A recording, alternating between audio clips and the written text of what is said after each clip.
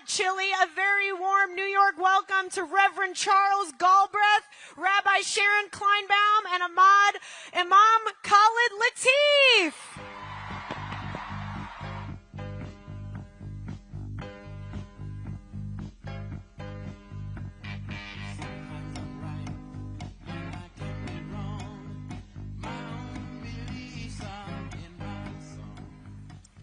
Good evening. My name is Khalid Latif. I'm the director of the Islamic Center of New York City and a proud member of the Muslim Democratic Club of New York. We are gathered at a time when too many people in our city and in our country are being told that they don't belong, when the language of our politics too often divides rather than unites, when people are made to feel invisible, not because of what they've done, but because of who they are. Like many of you, I am here tonight not just because my brother Zohran Mamdani is running, but because of what he is running for. We are here not because it is fashionable, not because it is convenient, but simply because it is right. We are here because the moral fiber of our democracy is being tested. We are here because we refuse to allow the forces of hatred, greed, and fear to have the last word. The vitriol and bigotry that has unsurprisingly and unfortunately spewed itself from commentators, politicians, and political opportunists is the same tired Islamophobic rhetoric that has plagued our nation for decades. They invoked 9/11, recycled anti-Muslim tropes, and warned that a Muslim in a position of power poses a threat to our security and our democracy. This isn't new, but it is still very dangerous.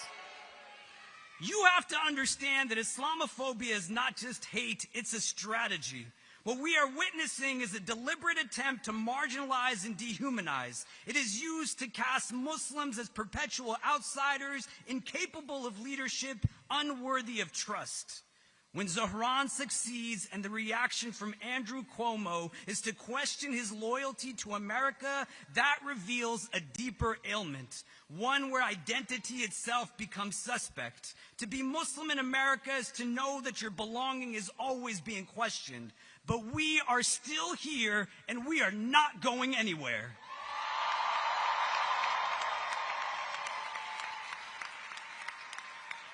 The same forces that target Muslims are also targeting immigrants, the working class, the homeless, black and brown people of all kinds. Really, anyone who comes from underserved and underprivileged backgrounds, especially those amongst them who dare to speak truth to power. Islamophobia does not exist in a vacuum. It is entangled with white supremacy, xenophobia, and anti-black racism. To me, anti-Muslim sentiment has always been a system of anti-blackness. To those peddling hatred in our political discourse, you should know that democracy thrives not on fear, but on radical empathy. It demands we trust one another, respect our differences, and elect leaders who reflect our collective identity, not just a narrow majority. And there is no doubt that those who believe in Zohran's leadership come from all walks of life. To everyone who is not a bigot, remember that we are stronger when we include and not exclude. Zohran's victory will not just be a political milestone. It is an invitation to dream bigger, to love braver, and to live up to our city's promise. We do not need to become what they fear in order to defeat them. We simply need to keep showing up with our hearts, our feet grounded, and our collective voice strong and unwavering. This is our city too, and we all belong here.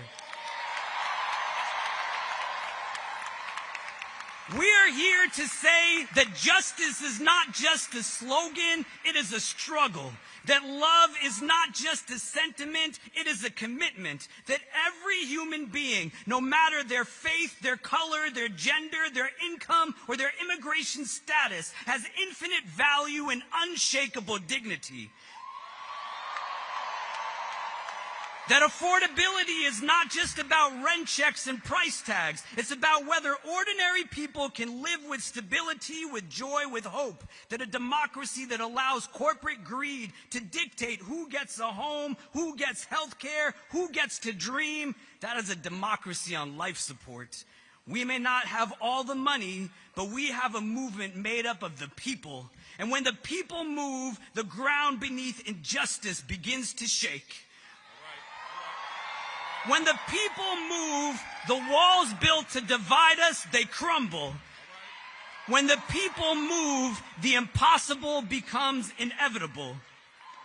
To my brother Zohran Mamdani, keep showing them who we are by showing them who you are. We are with you every step of the way, and we know that your victory will not just be yours, but ours. It will belong to every family fighting to stay in their home, every worker demanding dignity, and every young person daring to dream of a fairer world. Because when you rise, Zohran, we all rise. When you speak truth to power, you remind us that the moral arc of the universe still bends towards justice, but only when we bend it together. So let's keep bending. Let's keep building. Let's keep believing. This is our city. This is our moment. And this movement is what New York City should look like.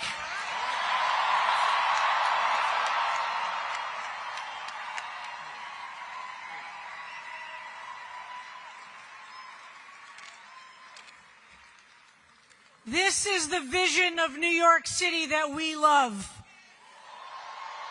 A Muslim, a Jew, and a Christian stand here supporting this campaign to take our city back.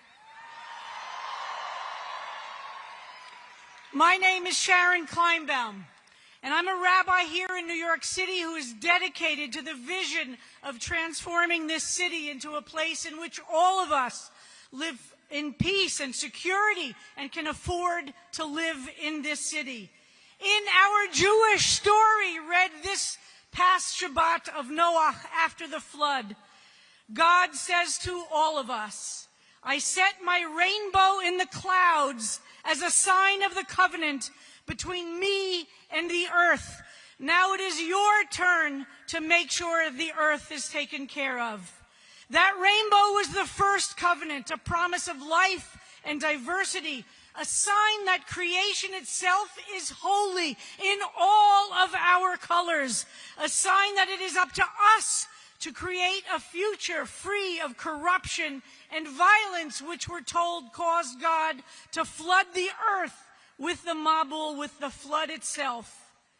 Our sages then taught in Pirkei Avot, in the Mishnah, that the rainbow was one of the last things that God created, Bein Hashmashot, in the tender moment between day and night, when light and darkness touch but do not erase each other. That's the spiritual hour New York City lives in all the time, between light and shadow, wealth and poverty, despair and hope. And it is in that in-between place that holiness is born. Centuries later, two Jewish sons of immigrants, Yip Harburg and Harold Arlen, dreamed another rainbow into being. There was no rainbow in the original Wizard of Oz. In the depths of the Great Depression, they wrote somewhere over the rainbow. From a place of despair and hopelessness, we can imagine the creativity of a rainbow with color and vision and creativity. A vision not of escape but of courage. A world in which people could live free and unafraid, where dreams and justice meet. That dream must be renewed in every generation. And we need leaders like Zohran Mamdani to help us keep imagination and creativity alive, to dream of the future and work hard to make it happen.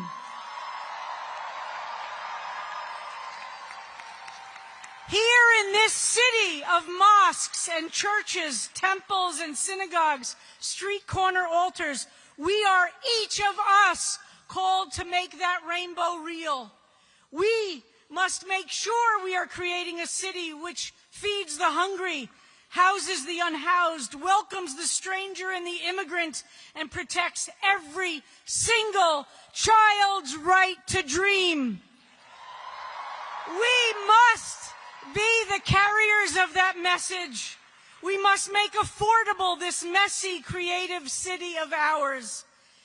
Now, I know that I don't agree with our leader, Zohran Mamdani, in everything that he says. I don't agree with anyone on everything.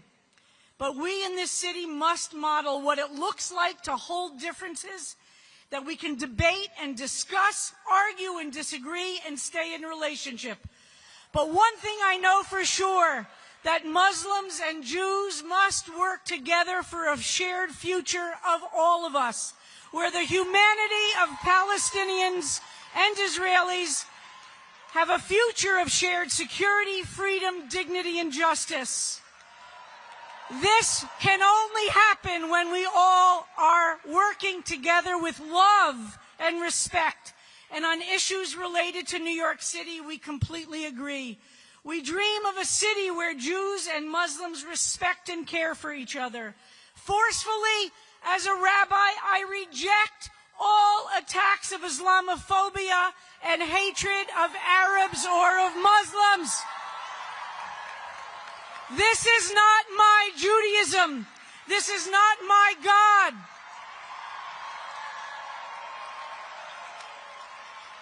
Together, we must reject all these attacks of Islamophobia and anti-Semitism. We need each other. We dream of a city where God's keshet, or rainbow, bathes all of us in light and justice and in glorious tapestries of differences. And we always pray to remember that joy itself is an act of spiritual and political resistance. As a rabbi, I am grateful to Zohran for his commitment to fight anti-Semitism, for his commitment to protect all houses of worship, and to take seriously the fear that many Jewish communities live with. We dream of a future, and we make it real every day with our passionate commitment rooted in faith, relationships across all kinds of differences, and the leadership of Zohran Mamdani to take all of us and our city into a new future. Thank you.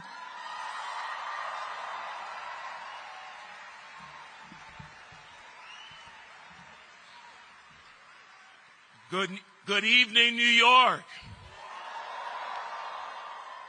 My name is Charles Galbreth, and I serve as a pastor in Brooklyn, New York. Is Brooklyn in the house?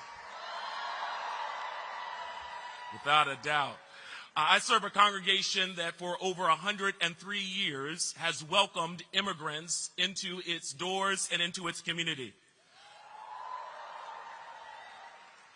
The faces and the places they have come from has changed, but we realize they are constantly and consistently looking to dream again. We recognize that many of our folks have been pushed and priced out. Healthcare costs has many people feeling helpless. For far too long, their dreams have been deferred, depressed, discounted, and just simply dissed. But I believe that there is a season coming. A season of recovery. In our text, it speaks about a brother who was a dreamer. And I believe that there is another dreamer who has a vision for New York City,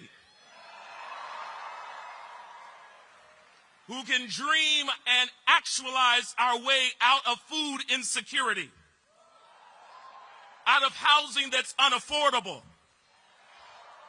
out of constantly being underneath a crisis and intimidation to our immigrants. I believe that there is a possibility that rests within our city, and it rests within our brother Zohran Mamdani.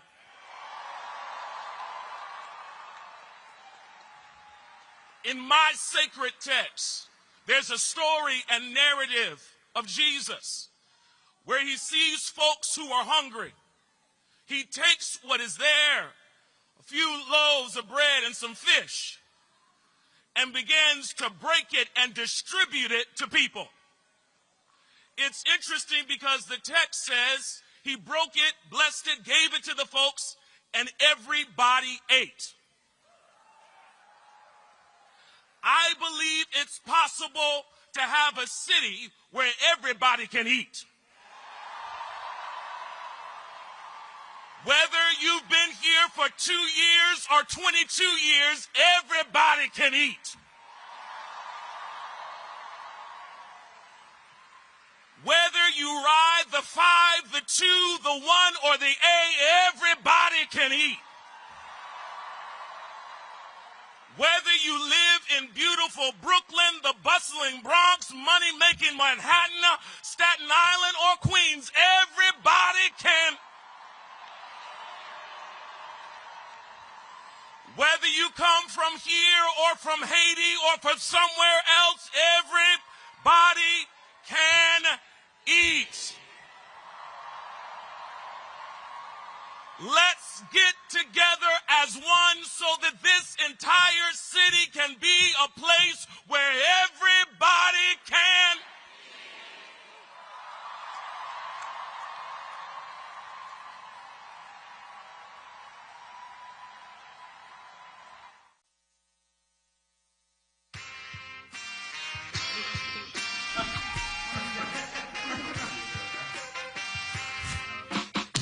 These are not